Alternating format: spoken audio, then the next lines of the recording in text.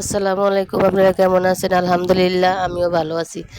দেখেন আরজু আপার ব্যস্ত রান্নাঘর, কারণ আজকে অনেক সুন্দর একটা রেসিপি নিয়ে এসেছি। আজকে আর কোনো শাকসবজি রান্না হবে না, মাছ মাংস রান্না হবে না, আজকে শুধু একটা পাস্তা রেসিপি এটাই রান্না হবে। এই যে দেখেন, কারণ আমি সব উপকরণটি নিয়ে এসেছি সাজগোজ করে। এই যে দেখেন, আমি পাস্তাটা সিদ্ধ দিছি। এই যে এখন সব উপকরণটি আমি সাজিয়ে নিয়ে এসেছি। এই যে আমার পাকের ঘরে সব দেখছেন কত সুন্দর রান্নাঘরে সব কিছু নিয়েছি আমি সাজাইয়া। আপনারাও ইচ্ছা করলে এইভাবে সুন্দর একটা পাকঘর করতে পারবেন, আর এইভাবেই সব কিছু সাজিয়ে রাখতে পারবেন, আর রান্না করতে আরাম পাইবেন। এই যে দেখেন, আমি অনেক সুন্দর করে যে মাংসের গিলি সব ময় মশলা দিই, এখন উপকরণটি সব দিয়ে মাংসটা মাইখে আমি একটু রেস্টে রাখবো।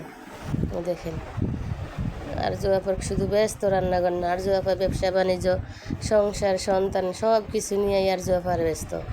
কারণ এই যে দেখেন, হ্যাঁ ভাইয়ারা আপুরা সবাই আমার কমেন্ট করছেন যে আপু আপনার রান্নাঘরটা এত ছোটো, আপনি কীভাবে রান্না করেন।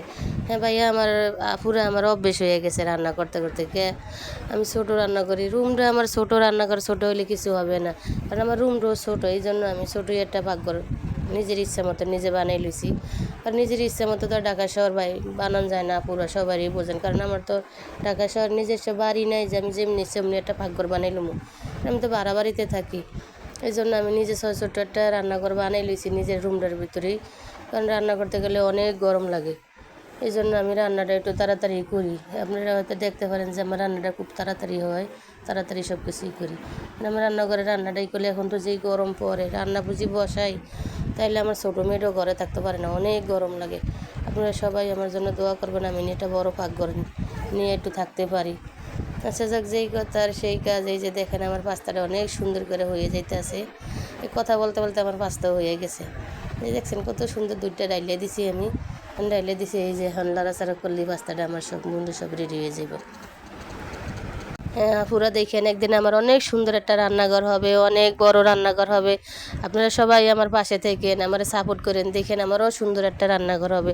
কারণ আপনারা এখন যেভাবে সাপোর্ট করছেন যে হ্যাঁ আপু, কমেন্ট করছেন আপু আপনার রান্নাঘরটা একটা ছোটো, আপনি কীভাবে থাকেন।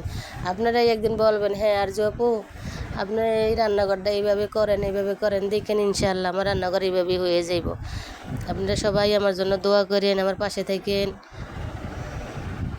দেখেন আমার পাস্তাটা হয়েছে, আর আমার মেয়ে বলতেছে আম্মু তুমি খাও।